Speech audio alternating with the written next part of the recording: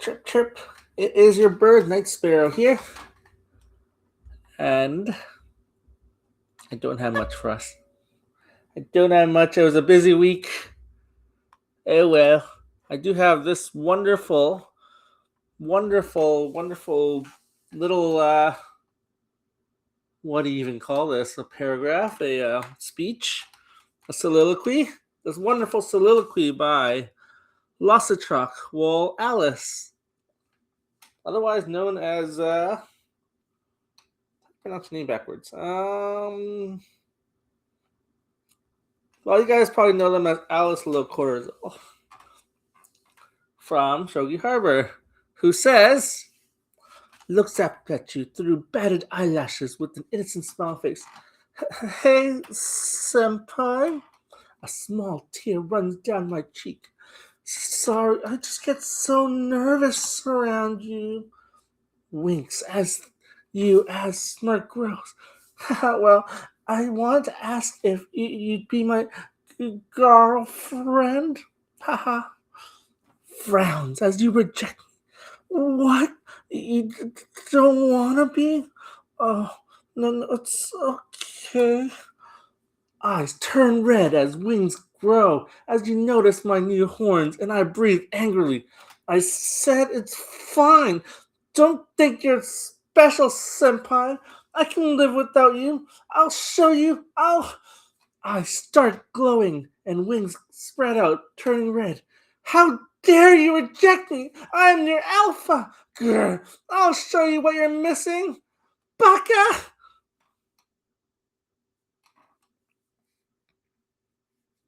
So yeah, digital footprint. All right. I said I didn't have that much. I have 3 games. Well, I don't have any excuses. It was a busy week. And I gotta share my screen. It was a busy week. I tried looking at some TTS games, some 22 Shodan games, and I realized how little shogi I have consumed recently. I look at the games, I'm like, wow, they look amazing. I can't tell what's going wrong here or what's going right here. Does not help that the first game I looked at was like a double static rook. Scroll, please. Scroll down. It's frozen. Well, that's kind of a problem. Hang on. Kind of a problem. Oh, internet frozen. Okay, kind of a problem. Okay, well, screen's gone. Okay, great. Oh, hi, Necrodes. I did not intend for anyone to be watching the stream. I was actually recording this and I was gonna upload it as a YouTube video, but I'm still too lazy to figure out how whatchamacallit, OBS works. Yep. So I've decided to stream it via Twitch, download it from Twitch, and then re-upload it on YouTube. Yeah, broke internet. What has happened here? Well, let me try again. I have this first game here between Machamizu and Ndugo. It's still week 1 TTJ. I want to finish those games off, but we'll see if the thing works. Okay, seems to be working. Promising. It's promising. Yeah, I tried to look at 2 games of TTS, and I looked at them and I was like, I don't know what to comment here. I don't know if they're doing it right or they're doing it not right, and so on. Well, nice that you joined me. It's going to be a bit of a short one because I only have 3 games, really. Once again, I'm going to go look at the key points of this game. So we have here Machamizu versus Ndugo. This is week 1 of TTJ. And let me pull up my notes. Where are my notes? I've lost my notes. I did not prepare my notes. Oh, dear. All right. Well, let's see. The first position we're going to look at is move 24. Let's go look at move 24. I haven't looked at this game in like a week, so this will be interesting. Right? We have here Macha Mizu over here with a full-on Yagura castle in Static Rook versus Ndugo, who's also Static Rook. Went more for the offense here, has a very loose castle here. And Ndugo decides to go attack. Pushes the Rook pawn, which, you know what else can you do? But just looking at the castle, though, it's a full-on Yagura castle. You're not really going to break through from the top unless you have a coordinated attack. I recommend looking at Yagura Killer, for example. I don't know how it's set up anymore, but you have a knight here. Your rook is over here. Let me kind of position it. Your knight's up here targeting this spot. You have your rook here. Your silver is probably there or there. Basically, you're trying to break through here via a coordinated attack. Your bishop's probably somewhere, probably there actually. So yeah, something like Yagura Killer might be a good way to counteract it. But as it stands right now, you're not gonna break through this. You have a rook and a pawn and a dream. You're not breaking through this unless Mizu here drastically leaves you alone here for like 5 turns. You're not breaking through. So maybe at this point, changing to ranging rook or making a more coordinated sort of strike might be the way to go. It is kind of hard though, the way you position your pawns here. It kind of stops your silver, your gold from coming in. I mean, your knight can sort of come in, but there's not as much support, which is a bit unfortunate. Just FYI, I won't be really looking at comments on stream, at least. Comments on YouTube, definitely. Comments on stream, not really, because I'm just going to get through these and then, fortunately, I have to do something later. the life of a life. Anyways, yes. Actually, we'll see later. Ndugo does switch over to ranging, which is kind of interesting. But yeah, at this point in time, it is pretty clear after this gold move that you're not really going to break through. Not easily. Even if you break through, there'll be trades, there'll be exchanges. Your king is out in the kind of the open. Has like a nice fence here, I guess. But it's gonna be a rough fight, is all I'm saying. Now let's move on to move 27. We have here move 27. Oh yes, I want to comment that your this is for Matcha here. Your bishop's kind of stuck. Your poor bishop. You got to move this pawn. You got to get this bishop out. Have some space. In general, the more space you give your major pieces, your bishop and rook, the more spaces they can move, basically, or that they control, the more effective they'll be. Right now, this bishop, I mean, it can go back, go there. I mean, it can like zigzag around. It's kind of stuck. You're not going to move the silver. The silver's not moving. It's like the gold and silver here protecting you. King can't really move. This pawn could move in the future. You could go like this. Maybe. I mean, your rook might move eventually, but the main thing you really need to get moving here is this pawn. You got to open the space for this bishop.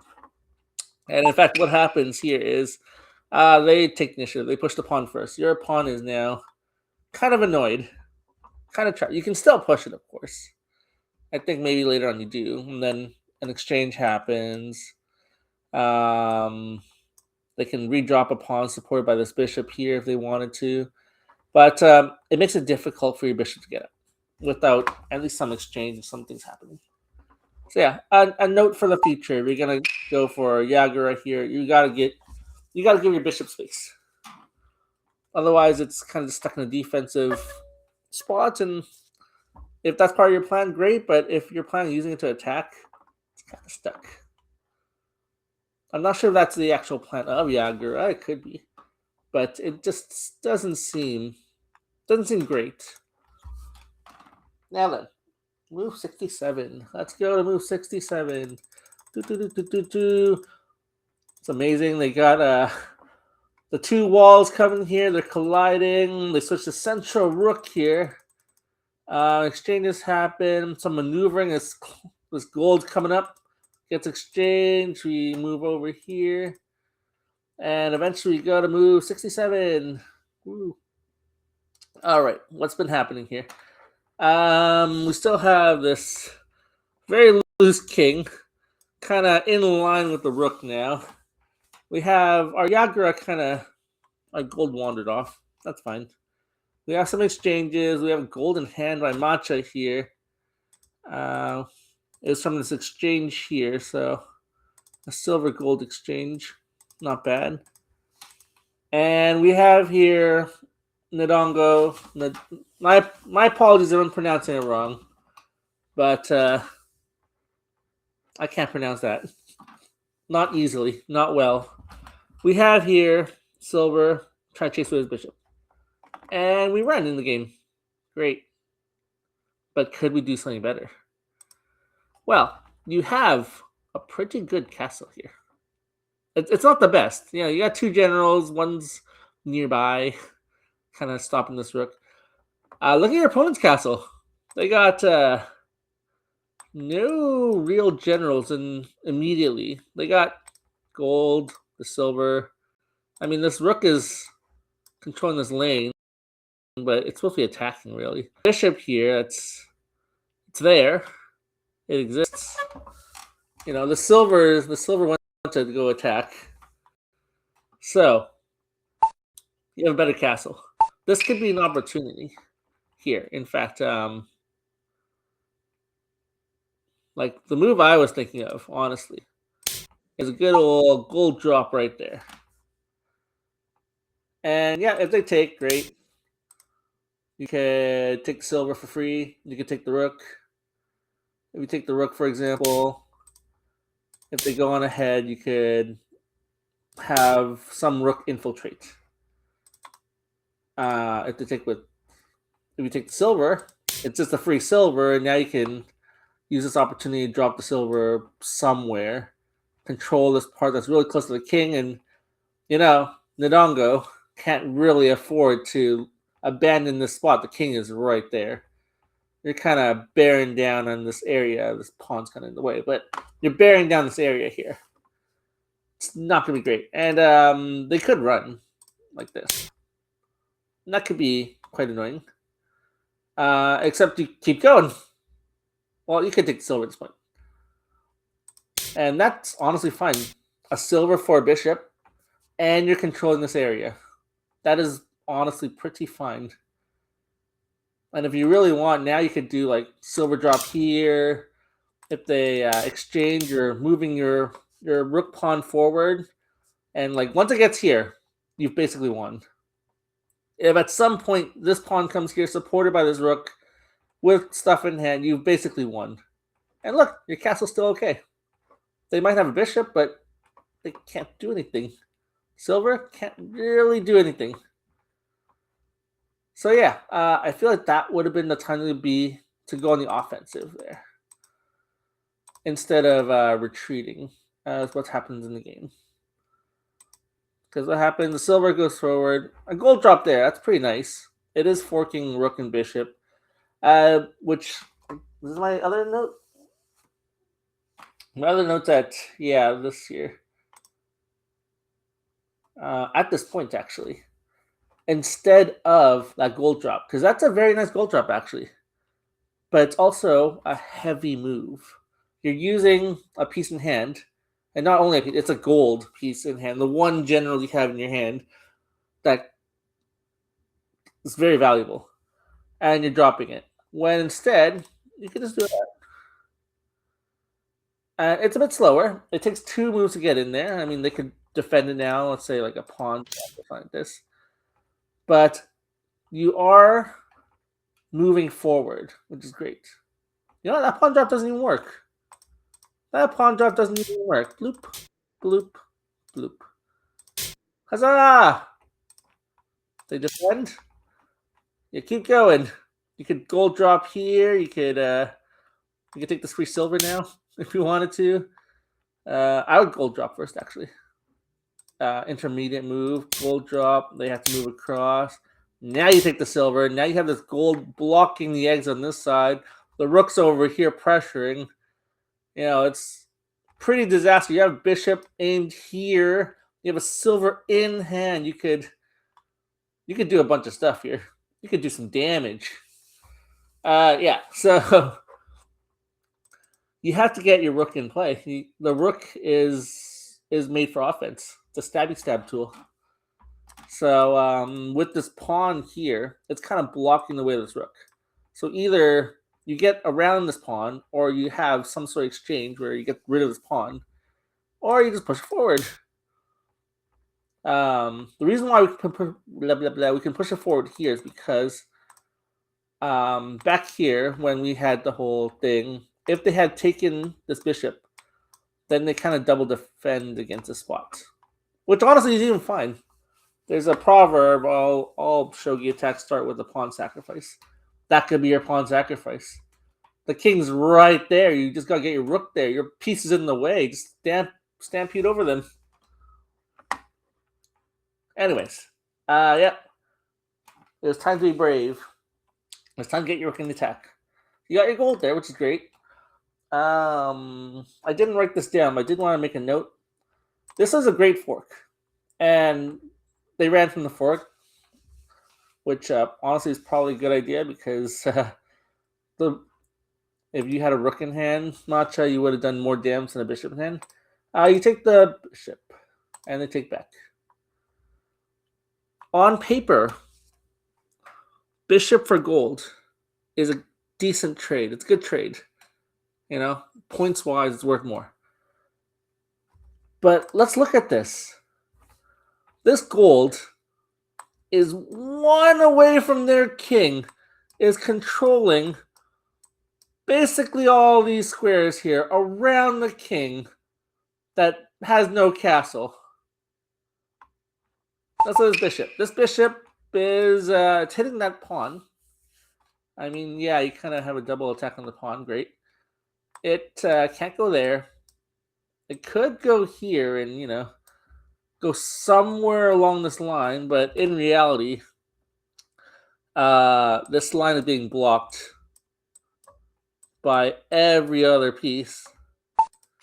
And this bishop can't go here. Let's go here, I guess. It's going to slide back. This bishop is effectively useless right now. This is a useless bishop. This bishop is worth less than a lot of these pieces over here that are actually doing something. Yes, the bishop can have more potential later on. But this bishop is worth incredibly less than this gold right now. So this trade is actually not a good trade. Not a very good trade, I don't think.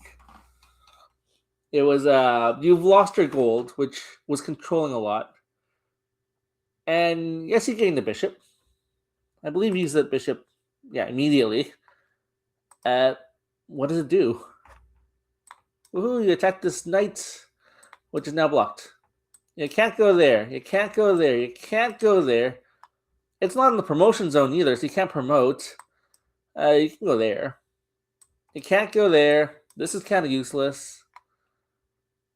This bishop is pretty bad. Now, there might have been a better drop, yes. Maybe you had a plan with it, great. My main point is this gold here was an amazing gold. And so just looking at pieces, like trading gold for bishop might sound great, but look at the context, look at the board state of it, and really assess, is this gold actually better than this bishop? Yeah. Ooh, that was a lot of talking in water. It's basically winter here. It's so dry. Winter part 4. I'm not even kidding. It's freezing. Okay. Not. It sounds harsh, my words, and I'm sorry if it sounds really harsh. I do not mean that. It's it's because I've made this mistake before. I've been like, oh, I can just trade this knight or this silver for this bishop or this rook, and it's like, oh, I got a bishop or a rook, and they just got a measly little silver, and then they go on to win with that silver, and yeah. So I'm sorry if it sounds harsh. It's a mistake I've made countless times, and I will probably make countless times still. And hopefully that makes you think twice about these exchanges, especially in this sort of situation. You're breaking through. You just gotta get the attack going. You had it. All right, let's move on. 89. Move 89. Exchanges happen. We got that silver finally, by the way. Woo! And we got the rook for a horse. Cool. Move 89. Yes. So what has happened here? Ndugo is doing counterattack. Here we drop the bishop. Very nice in a promotion zone. It can generally escape. If this rook moves, you can attack that, or you can always trade for the silver here if desperate. Very nice drop. Can't really complain about that. Ndugo's king is still in the middle here. Not a great spot, but it can kind of escape this way. It looks like Machamizi doesn't really have a bishop, so can't really stop this, at least not yet. And the silver is kind of blocking this pawn here. So it's not bad. What we can do here, though, Matcha, is the following. Well, right now, your rook is supporting this pawn, which is supporting this space here. So you're kind of double protecting the space, which is right beside the king, by the way. So, in between moves, yes, they're attacking your rook. Do you have to move immediately? No. And in fact, you don't have to move at all, technically. You can just let them take it. Oop, oop, oop. You can just let them take it at some point. And that's fine. This rook is yeah, it's a rook. Not the end of the world, a rook. Free rook. Could be bad, but but right now this rook is supporting this attack. And by moving it away over here, this rook is no longer attacking. It's just, I guess, defensive. It's guarding this lane, but rooks are not meant to be defensive. They're meant to attack. They're stabby stabs. So, in between move, what we can do here is do that silver drop. We can go ahead with the silver drop. And now if they, for example, they take here, you take, they have to move away. Now, if you really want to, you can, well, the way I set it up, it's mate. But let's pretend it's not mate. Now you can move your rook away. And what has happened? You have a token there. This token will carry on the attack of the rook, and in general. So you still have something there. Realistically, this king would have to move here, because moving back there is silver drop his mate. But anyways, the king would have to move there. And in fact, you don't have to go there anymore. Look, you're past the 3. Woo! Your rook is now, well, not a defensive spot, that's for sure. It's kind of up here. Can I do something up here? Maybe. Maybe not. Beats me. Who knows? But it's better than, here. Look at 2 spots compared. Your rook here does nothing. Kind of blocked by this pawn. Your rook here, still kind of doing nothing, but could do something. Like, what could you do? You could slide over here and threaten stuff. You can slide over here. You can go backwards if need be. One day, if this token takes something or moves out of the way, this can become a dragon. It has more potential. And more importantly, it's still on the offensive because of those intermediate moves. This intermediate move here. Like, let's say they run away. Oh, this way. Yeah, now you can move your rook away if you want now. That's fine. Probably back here is probably the better. Like, what can they do? They can't drop a pawn. You're attacking the bishop. They could... Sure, they can make a horse. But, great. And look, you're still attacking. What can we say about this? What I want to say about this is to try to keep your pieces active, but also use in-between moves as a way of possibly disrupting things and making a pathway to escape or to, stay active. Yeah. All right. The last move I want to go over is move 91. So we're back here. The rook escapes. They drop another bishop. And move 91, we drop a silver. It kind of goes downhill from here because they make a horse. Matcha tries to chase them along, but now there's two horses, and 2 horses are better than 1. Rook goes down. It's a disaster. But Matcha, look at the king. The king's right there. This king can escape in 2 ways. They have a gold wall here. They can't pass the gold wall. And from this spot, there's a nice opportunity here to block off this and try to target this area here. And what can do that? A bishop. You could do something like this. Takes. And what did I...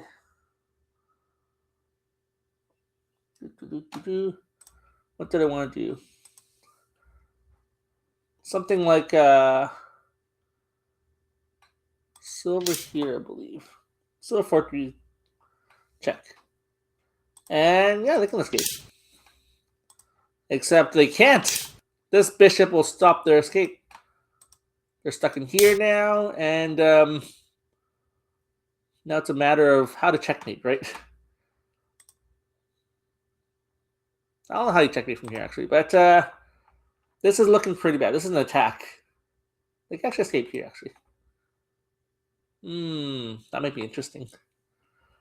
But yeah, it's not looking very good for your opponent here because this bishop is blocking their escape.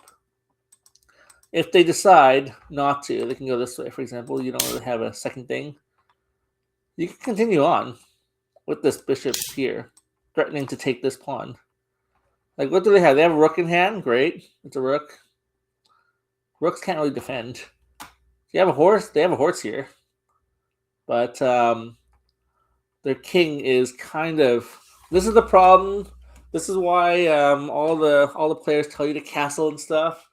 Is because once exchanges happen and the battle gets heated and there's pieces in hand and stuff, your king becomes a liability if it's not castled.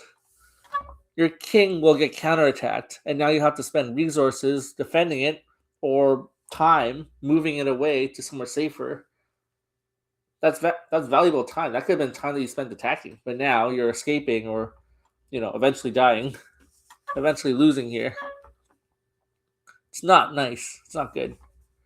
That's why we want a decent castle. Like, even this is good enough. This will stop a check, an immediate check. Like, Ndugo does not have any immediate checks. I say that, like, they have this rook here. They can check like that, but it's kind of useless, right? They can't check with this horse. They can't check with any immediate pieces. You have a turn at least where you can't get checkmated. You have an opportunity because you have a castle here. Like, if this gold wasn't here, they had rook check, and then they could develop from there, right? So yeah, it was time to be brave. But well, lessons, right? So my final notes: Ndugo try to castle more before engaging the enemy. The reason why Matcha's attack was very strong was because your king was just out in the open, kind of getting jostled by anything that happened in this general vicinity. And look at this pawn. This is probably the MVP pawn here if Matcha eventually won. Yeah. It created a very nice foothold right beside the king. These golds are kind of not doing anything. The silver kind of sat there all game, unfortunately. It's kind of staring at the Yagura castle here and crying. Yeah. Try to protect your king more. Doesn't have to be an amazing castle. Doesn't have to be 3 generals. Just at least 1, at least 2, something, you know. And Matcha, try to not block the rook path and try to attack with coordinated pieces. Like 1 at a time is not great. It's like those kung fu movies where you have Bruce Lee in the middle and you have, the enemies come in 1 at a time and Bruce Lee knocks them out 1 at a time. And then everyone's like, oh, how do we lose? It's because he went 1 at a time. Just put 5 bodies in front of Bruce Lee. He can't hit all you guys. Maybe 2 or 3 of you guys go down, the other 2 can attack. Totally. I'm not hating on Bruce Lee movies. I swear. Alright. That was a long one. Oh, hi, Dr. Lennon. I'm not really looking at comments. I'm just going over, trying to go through these because I have to do something later. But welcome. I only have 3 games today, unfortunately. Tried to look at some TTS games, but they're more complex than I remember them. Oh well. Next game.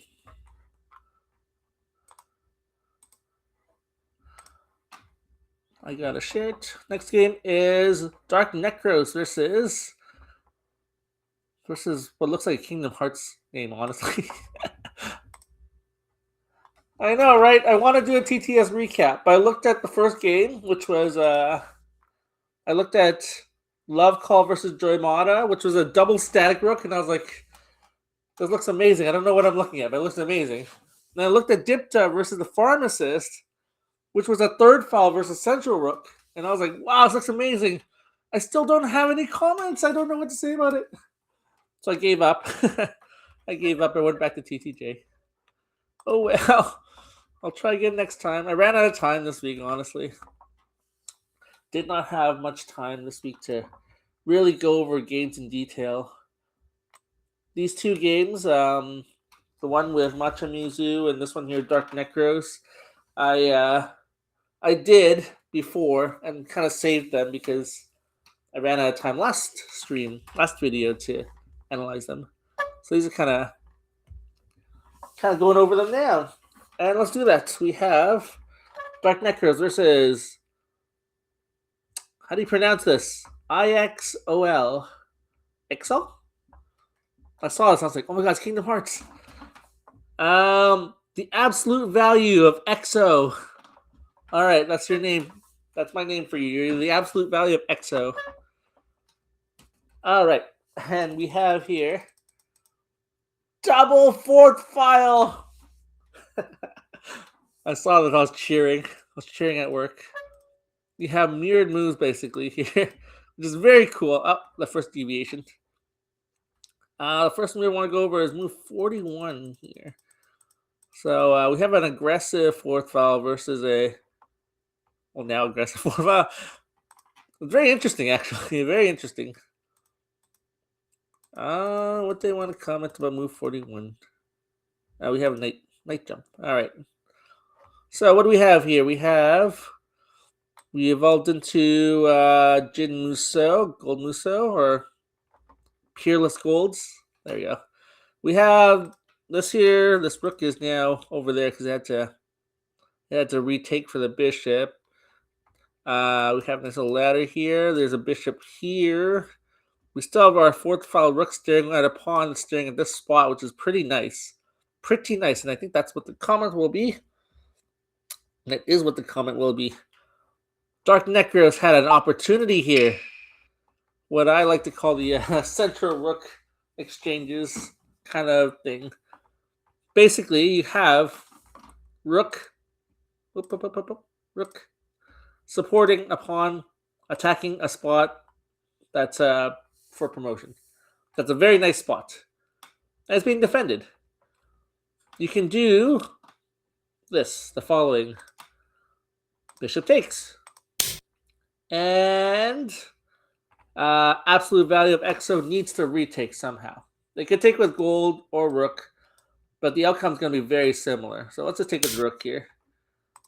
Yeah, redrop it right in the golden spot. What do they have to do? They have to retake it. You're kind of attacking everything, and the king's right there. If this king was actually over here, it'd be less risky. But the king's there, so that's what we're working with. We got to retake it. And takes, and takes, and takes. And we got a dragon. We got a dragon. This rook's kind of in danger again. Even if the rook was over here, you have a dragon. There's a dragon here. And I'm not going to say it's GG's, but that's pretty close to GG's. This is not a good position for absolute value of XO. Not a good position. This is great for DarkNekros. Yeah. Which, by the way, you're 17 now. Congrats. I remember when you were like, thank you and stuff. So yeah, this was an opportunity to break through. And yes, you're giving them 2 bishops and a gold, but you have gold and silver. And your dragon's like right there. It's right there. It's so close. Yeah, this could have been a very nice opportunity. Just wanted to point that out. Let's move on to move 49. So that didn't happen in game. What happened in game? We knight jumped. Absolute value of XO did fill out that spot. So now you can't really do the same thing. Because you gotta takes, and then redrop the pawn. Which you can do it now again, I guess, technically. There was an opportunity here as well. Yeah. The problem with these kinds of situations is you need something to kind of... Like, it's great to defend this spot. Because that's the key spot. But if you're going to drop a pawn there, you need to defend this spot too. Like, let's go back here. If we had, instead of this, if we had pushed this pawn and pushed this gold up a space, for example, then this would have worked better. Because then takes, and they can't redrop a pawn because now you have 2 attackers on the spot, whereas they only have 1 attacker or 1 defender here. So yeah, you needed to also block the spot in front of it if you're going to drop a pawn. Anyways, we're back to here. We attack elsewhere. We move our silver up from our castle. Which, by the way, Karo Sensei always says this: don't attack with your castle. This is a beautiful little Mino castle here. You got the escape portal, the escape hatch. You know, you're going to vent out here if they start attacking, sort of thing. And yeah, they have opposing rook. They're aiming there. Great. We don't attack with our castle. Or at least we don't want to attack with our castle. Because what is that doing? That's creating the battle over here. Where your king is. You don't want to battle where your king is. Your king just stay there. Just stare at the battlefield and eventually get the message that you want. Yeah. So, what has happened? On move 49, we move silver up. What I want to say is we have a raised knight here. And we have an empty spot right there. This knight head is weak. This column in general is very weak. What can you do here then? We don't have anything in hand yet. So let's just take. Takes. What's happening? Well, we're threatening to go there. That's pretty dangerous. Like, that's pretty dangerous. So we should take, right? Well, it won't stop it. Our pawn's still going to go up. If we escape, great. There's now a token. This rook. What's this rook going to do? Go back. Now there's a horse. Everything's just going to go wrong. Yeah. This knight head. If you jump the knight, you got to kind of protect it. Especially against pawns. Like, if you do nothing here, which is honestly might be the best choice here. You continue to attack or whatnot. And we push forward. Honestly, this is okay, but still bad. Your silver is now stuck babysitting this spot here. so that this pawn doesn't become a token and wreak havoc here. But it's still bad. Your silver is stuck doing a defensive position when this silver should be attacking. And now you can do something like harass the silver, which I don't attack with your castle. But anyways, for example, harass the silver. Now the silver has to move. And now that it's moved, that spot is not defended. So yeah, it kind of is like a domino effect here. You had a knight here with a weak head, and once that's attacked, the knight has to move. And even things that are defending that spot cannot defend anymore. And even the rook can't defend it because his bishop's kind of blocking the spot here. This game was a mess. It's entertaining. And it's always a lesson, right? Every game is a lesson. It's not a bad game. Like, I remember my TTJ games. It was chaos. I remember comments being like, "Oh, TTJ is my favorite part of the recaps now by Carl Sensei." And I'd be like, yeah. It was no more clear than when I played these games. But these are awesome games, and they're always great lessons, great things to learn from. And it's always fun to come back in the future and be like, wow, I played these games. I played like this before. And I'm sure one day, like 50 years later or something, I'll be like, wow, I played Demon Killer? I must have been insane. Something like that. Or, I'll be like, wow, I played Demon Killer? It was so cool. I was playing the meta. And then, a 90-year-old Melkor will be like, you idiot Night Sparrow. Or something like that, However he says it. All right, so yeah, the knight's head. Always look for weaknesses. In this case, the weakness was the knight's head there. Knights are really susceptible. What did they say? I forget who said it, but someone said before, like, one done, don't bother moving your knights. They just die. They just get targeted and die. Move 87. So exchanges happen. Very interesting. A horse is there. Yay. This castle's getting obliterated. This castle is actually holding up very well, considering we have this pawn here with this dragon right behind it. Move 87. Oh, I passed 87. Okay, we have this situation. We have a bishop here. I think it took something. It took the dragon! So it took the dragon. They have a dragon of themselves. Oh my gosh. This castle looks like Titanic, and the poor king is like in the boiler room watching it flood. We have this pawn here. It's not looking great. But maybe DarkNekros can turn it around. I mean, DarkNekros did just lose a dragon. What happened here? Yes, we took the gold as an intermediate move, maybe a distraction. And Absolute Value of Exo is like, nope, I want the dragon. The dragon's nice. And also, it allows me to target this kind of area here. And move 87. Move 87 here. We took this pawn. Which I'm not sure why. It was protected by silver. But maybe you're in a time crunch and stuff. You're stressed out. You just lost your dragon. I've been there.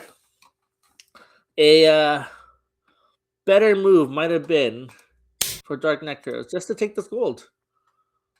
And sure, they can run away. And then you got a free gold and you can do stuff with it. You have two pieces here. It's kind of coordinated. Start moving your knight up and do stuff here. It's quite possible. I mean, this little force here might have done it. Or they could take. That's fine too. Except now you have good old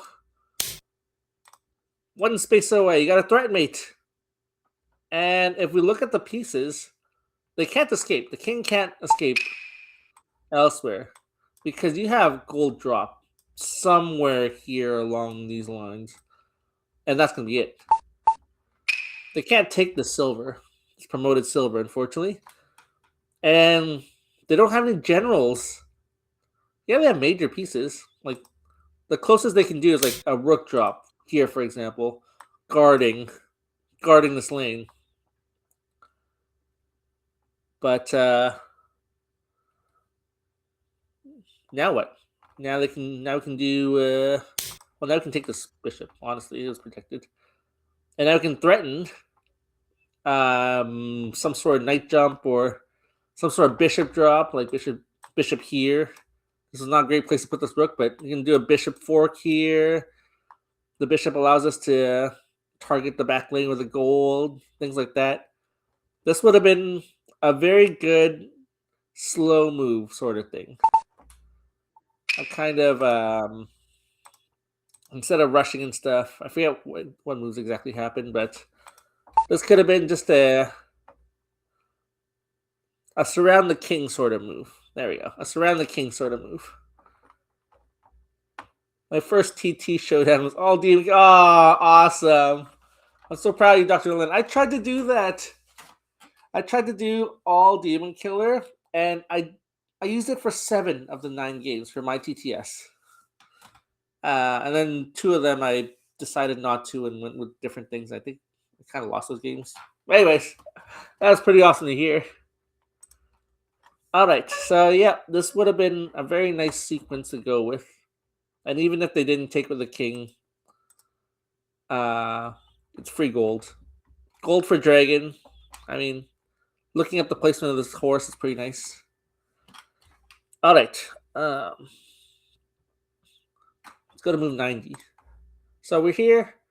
We take this pawn, unfortunately blundering the horse. We take back with our promoted.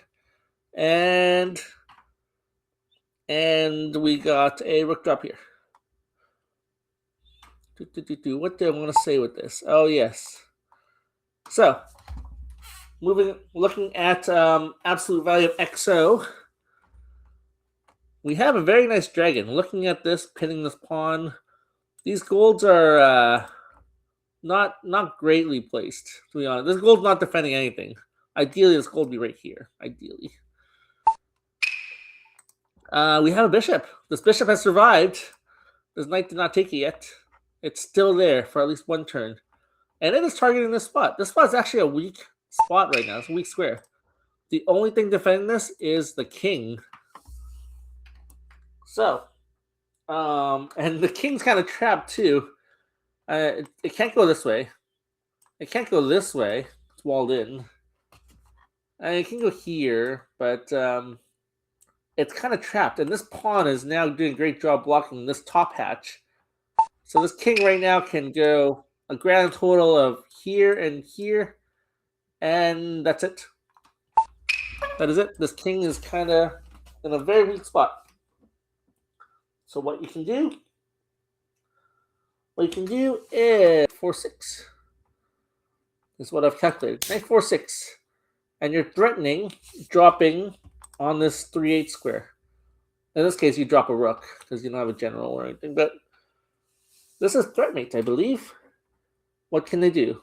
They can't take because this gold was actually blocking the diagonal for this bishop here. They can't exactly ignore it. Like, they can't take the bishop still and ignore it. Because the knight is aiming at the 3-8 square. They gotta do something about this. What can they do? Did I write down anything?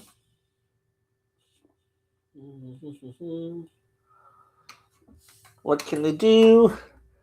Right, I said that there's another proverb about this. Drop where your opponent wants to drop.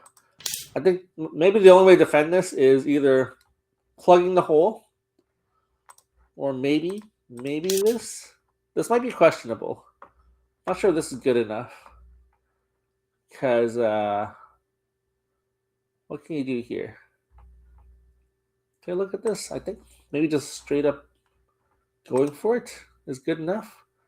Like lance, gold, promote, the king. Is that good enough? I mean, could you just go like takes, forced to take, and now, for example, gold retreats here. Ooh, maybe here.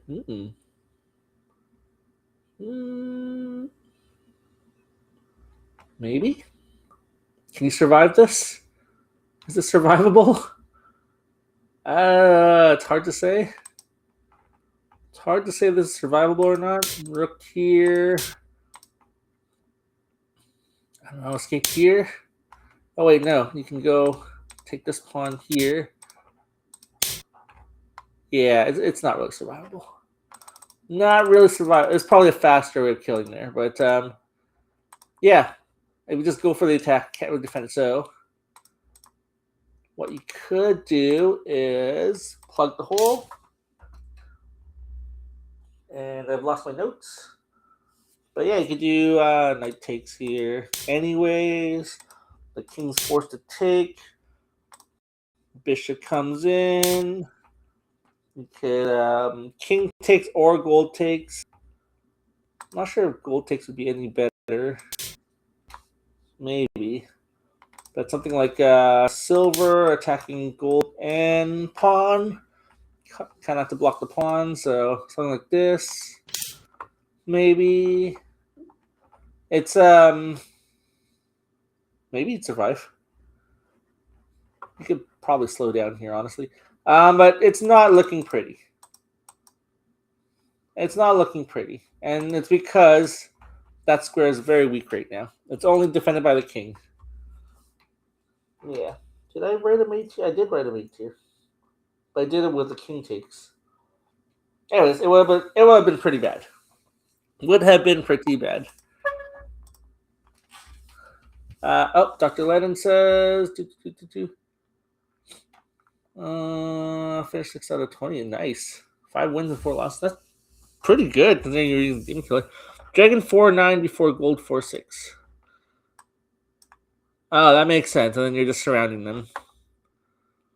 That makes sense, yeah. So it was going to be a crushing attack at some point here. But you just need to notice that this square was weak and to take advantage of that. Yep, so final notes. Absolute value of XO. When you're ahead by a lot, you can actually slow down and secure king's safety and then surround and win. So even if you didn't do knight drop there, even in this scenario here, this is looking pretty bad for DarkNekros. They have this that's attacking. Great. This is hanging. So all you can do is just move out of the way. DarkNekros can't really attack. You have a gold here, which is great. And you have, an escape vent to escape from. DarkNekros can't really seal the deal here. So you can take it slow. Yeah, go here, do some fun little target practice. Eventually, maybe if you want, drop a lance here and chase the silver out. Drop a pawn here and add to the defense. You could do whatever you want, really. But you could just slow down and go for it. Eventually you win. Great. But it's an opportunity where you can just slow down and win. And for DarkNekros, I said confident attacks. Setting up a threat is honestly good enough. But have confidence and just go in there and, punch a hole.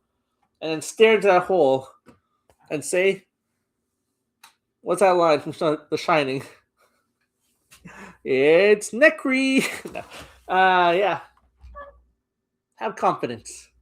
All right. I have one more game. It's already been an hour. Wow. Okay. I did look at one more game. I looked at TTJ week 2. As I said, I looked at TTS week 1. I looked at Love Call and Joy Madas. Had nothing to say. Looked at Dipta and the Pharmacist, and also had nothing to say. Great games, by the way. Great games. Love them. It's just they're outside my knowledge. So I looked at week 2 of TTJ. Yay! Oh, you're welcome, DarkNekros. happy to do it. You know, if I have the time to do it, I'll try to do it. This week I looked at like no games, unfortunately, but I'm happy to do it. Hopefully it helps in your guys' shogi journey towards enlightenment and all that good stuff. Okay, did I share it? I did share it. Awesome. This is the first game, chronologically, TTJ Week 2. It's between Kidder and Pelmanism. Analyzed it this morning after giving up on TTS. And we're going to move to move 45. Let's go a bit quicker. Oh, it's not responding. Not again. Okay, well, I'm going to try again, I guess. I've broken the internet again, unfortunately. How did you guys find this, by the way? I don't, what's it called? I took my name off the streamers list in Shogi Harbor. Yeah, because I didn't think I'd be streaming. I was going to just upload videos instead of stream. Okay, are you working now? You're strolling. Strolling's good. Okay. Now we share it. And, you know, do a little prayer in my head. And oh, we gotta move. Yay. All right. We're working. We're live. Yay. Okay, it's gonna move 45. But yeah, I probably still have the Shogi tag, but I'm not actively promoting streaming anymore just because I don't really have time to stream. I've been working on stuff, my goals. What have we got here? We got third file, by the way. I think it started as fourth file. Quick check. Yeah, it started out as fourth file rook. Turned to third file just to defend against his pawn. I thought about something to say, but didn't have anything to say about that. Against static rook with a hole in its boat. And we have good old solid Mino castle there. Can't complain. Oh, we got high Mino. In fact, it evolves even more later on. Spoilers. All right, move 45. Here we go. So what's happened here? Pel has decided, well, we have a rook defending a pawn here. And good old third file. This dragon, we have a dragon here that had to retreat. An attack is going on. And Pel decides now's the time to open up the bishop line. Which, to be fair, against the broken boat, bishop line is probably a good idea.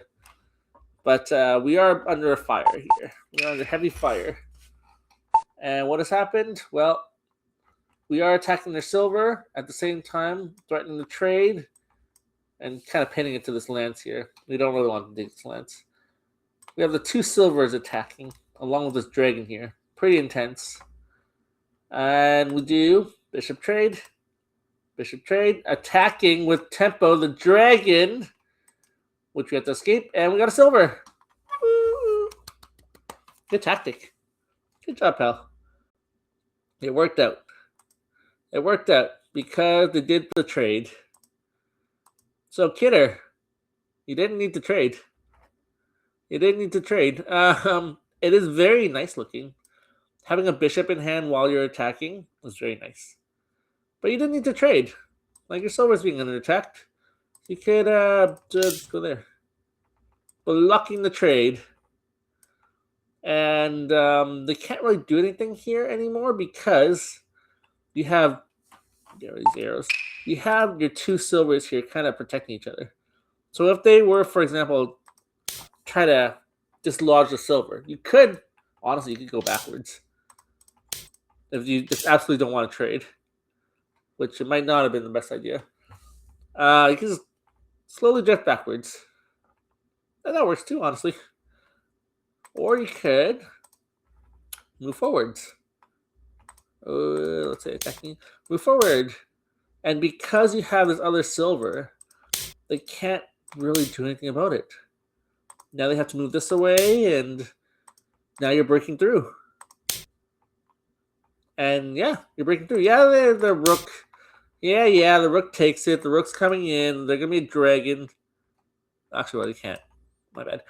Let's say you missed that up. Even if Pelmanism is gonna make a dragon here, you're faster. You're faster, kidder. You're coming in. You're coming in here. This is gonna be great. Yesterday you're facing 3 generals, but you have the silver here. This bishop's kind of a target. And I mean, I guess you could put a pawn there. Put a pawn there and all's well. Yeah. Even if Pelmanism broke through here with their rook, you might be faster here. Yeah. Different people play different ways, though. I feel like you would have been faster, though. But yeah, well, the trade happens. The trade happens, and Pelmanism gets a silver for a pawn. Pretty good tactic. We're going to move 59 now. What does Pel do with that silver? Well, we got some things here. I just want to note that at this point here, it's hard to say what to do next. Like, yeah, the silver retook that pawn. Great. What do you do next? Your pieces are your rook is kind of stuck to this pawn. Your knight's blocking your rook's way, which I mentioned earlier. You don't really want to move the knight if you don't have a plan with it. It's kind of stuck now, blocking your rook. Can't even sack for a pawn. Your silver's here just hanging out, all cool and stuff. You got your castle, which you don't really want to move. What do you do? What do you do here? You got a bishop and you got a silver in hand, but what do you do really? Versus Kidder, who has the open lane. You can do stuff with this. Maybe. Like, I would think drop a pawn here and do stuff with that. You have a bishop, which there's some open spaces. That's always nice. Maybe something like, maybe Kidder's plan would be drop pawn here, and then do the token, takes back, and then bishop drop here, targeting this rook, but also that new pawn that's formed, sort of thing. That might be the plan for Kidder here. So it's a bit easier to plan when you're on the offense, of course. But for Pelmanism, it's like, what is the next step? You kind of want to do something. Maybe get more material advantage. Maybe use this material advantage somehow. Drop the silver somewhere. But there's no real good places right now. At least not that I could find. I'm sure a better player would have planned.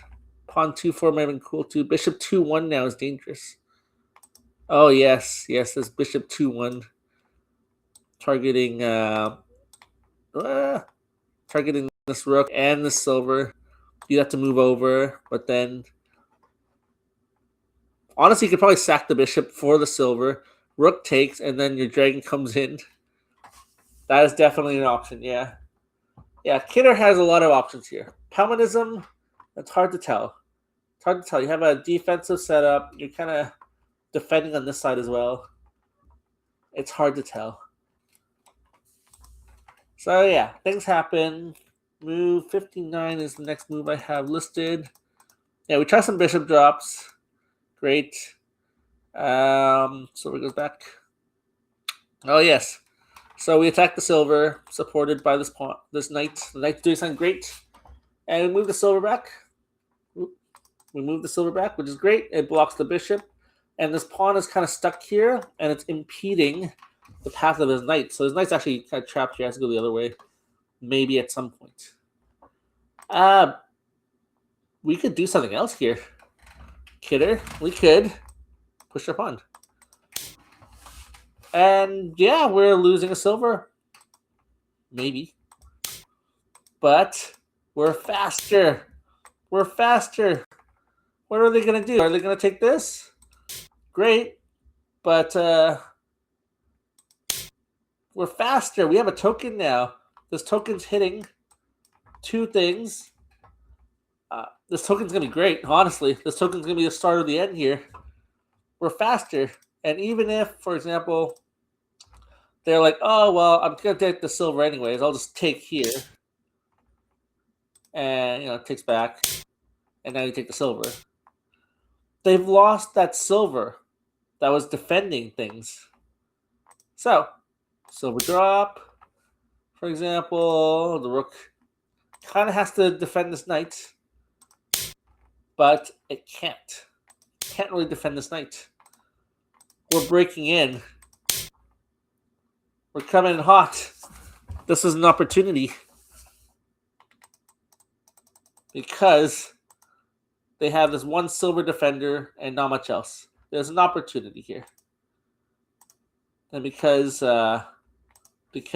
Pal made a slower move here, he could have just went in and drove in the stake. But we retreat, and that's okay, honestly. You still have this opportunity here. I think you do it later. Yeah, you do it right there, and yeah, chaos ensues. So it still happens. We could have done it sooner, which doesn't make that much of a difference. Questionable, but it is something to think about. Why mate in 9 moves when you can mate in 7, right? Sort of thing. Okay, move 74. I just wanted to note. Look at this castle! Look at this castle! Look at this glorious castle! That's like a plus sign of glory. It's amazing. Look at this castle. Yeah, it's under attack, but you got the Rook Commander controlling this whole castle here.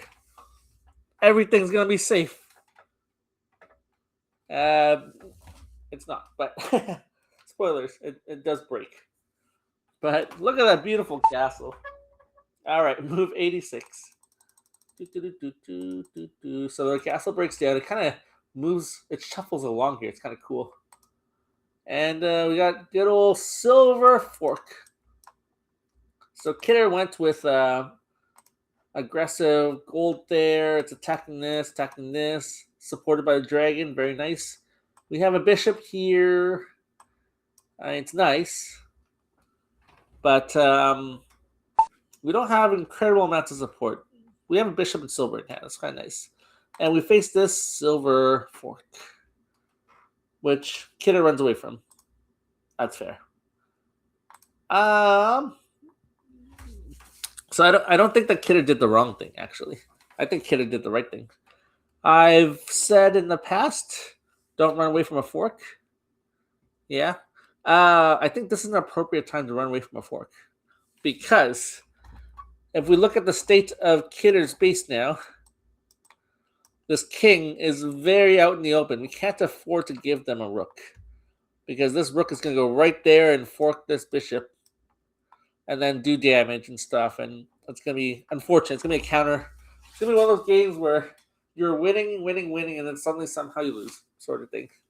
Where the graph is like, someone jumping from a plane, sort of thing. Yeah, so I think it was a good move. You ran away, you sacked the gold, but, it's better than sacking a rook here. Could you have done anything better? I'm not quite sure, to be honest. This is fairly strong. This rook is amazing. Is doing an amazing job considering it's a rook. The silver's protected once. This gold's being protected twice. It's hard to say. I mean, you can, at this point, Kidder, you can honestly slow down and start creating a token factory and just charge in, sort of thing. If you really wanted to, just make a token factory. In fact, the token right there might have been really nice. Like, even a gold. If your gold was right here, for example, they kind of force the takes. They have silver and gold, great, but you have a rook now. Is it great? It's not bad. So that might have been a better place to place it because this rook can't run.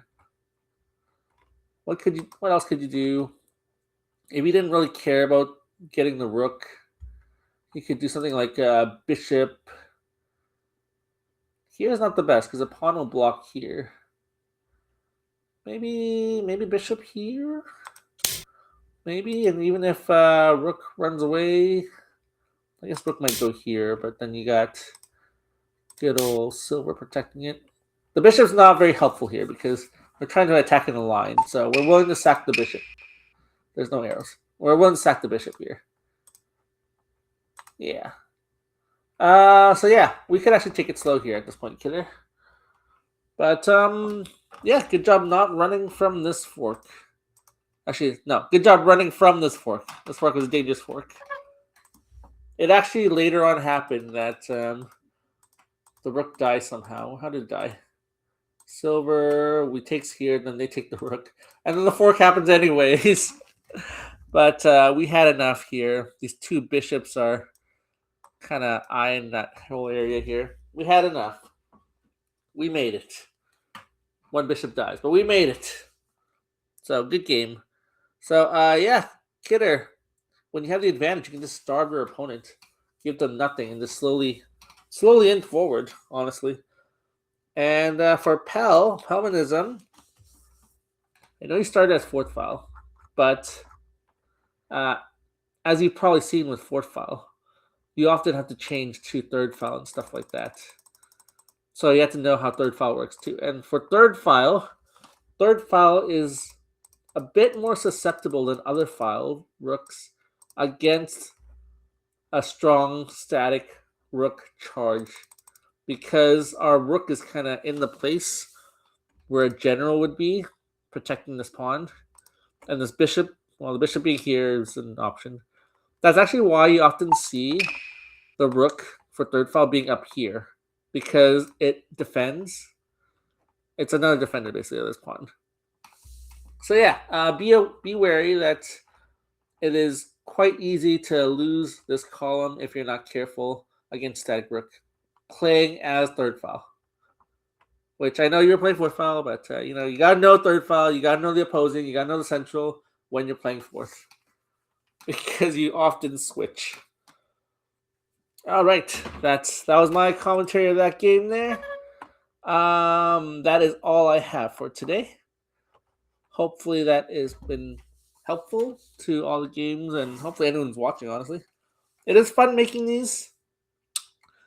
It's fun making these. The main thing is I just working full time and stuff and having certain goals I want to achieve. I've just not had quite as much time or energy to analyze the games and eventually record them and stuff. But I will try. It's looking like Friday. It's morning/afternoon. It's looking like Friday morning/afternoon is when I'm most free to record. So yeah, I'll be hopefully uploading this video in the near future. Anyways, I hope everyone is having a wonderful day, and hopefully it's not snowing where you are. It's not snowing now, but there's still snow on the ground here, and it makes me cry. Have a nice day. Bye, Dr. Lennon.